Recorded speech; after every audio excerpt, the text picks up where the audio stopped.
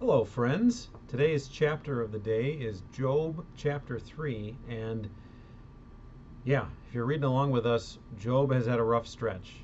Chapter 1, God has allowed Satan to take away Job's property, all the things that he's gained. He's this wealthy man, and his children. And what does Satan say before he does that? He says, if I do this, in chapter 1, verse 11, Job will curse God. He will curse you to your face. Job doesn't. Then, again, Satan in chapter 2 asks God for permission to attack Job's health. And again, what's Satan's guarantee or what's Satan's stated goal? Chapter 2, verse 5.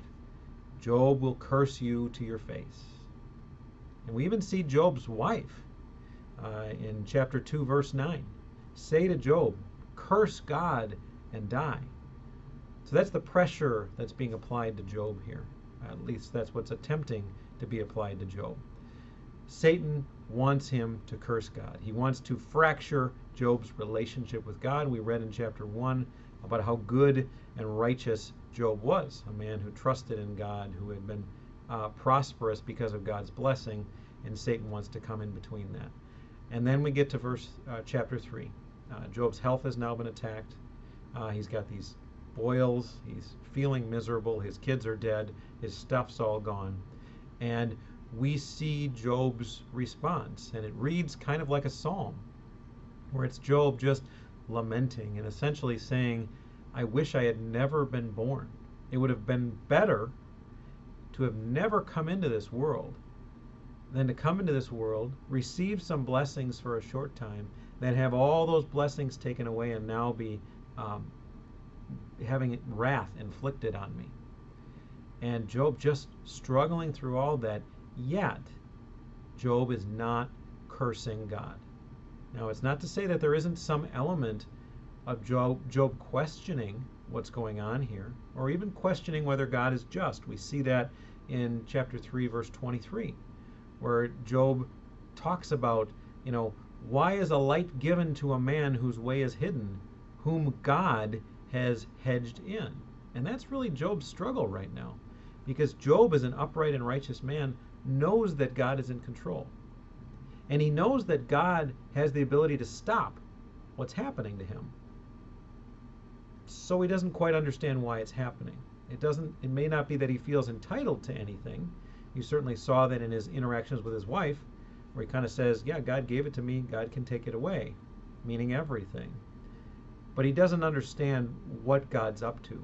And we really never understand completely what God's up to, other than teaching us some really important lessons about God's character. So chapter 3, Job's response, lamenting, cursing maybe the day that he was born, but not the God who created him. And that's the lesson we can take from this, that as Job is walking through this suffering, I guess we can take two lessons.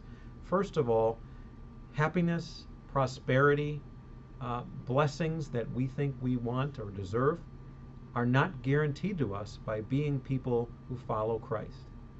That's not part of the deal. God has not promised us that. He has not promised us an easy life, or lots of money, or lots of kids, or anything. Bad things may very well happen to us.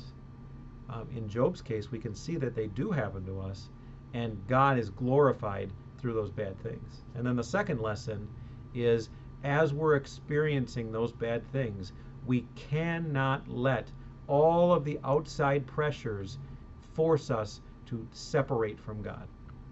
God will never leave us, but it's certainly the case that when Christians get into hard spots, it's easy to blame it on God or be mad at God or all these things. And if you respond in that way, then the evil has prevailed in that moment, and your testimony has been made less valuable. So our job in the midst of suffering, as we're seeing from Job, and there's a lot more that's going to unfold, is to trust in God. We may not understand him, and that's part of trusting in God too, that we trust in a God even though we don't understand what his purposes are or what he's up to in our lives or globally. We need to trust in him. So that's my hope for all of you. We're about to dive in to some really interesting back and forth with Job and these friends. I guess I should mention, just before Job speaks in chapter 3, his friends have been sitting silently with him for 7 days. That's a lot of silence. So, something to think about as well. So, get excited for some really interesting interactions and some really interesting discussions about the justice of God, the sovereignty of God, the responsibility of man, and the response that we should be giving God in good times and in bad. So I look forward to your questions or comments, and I wish you a great day.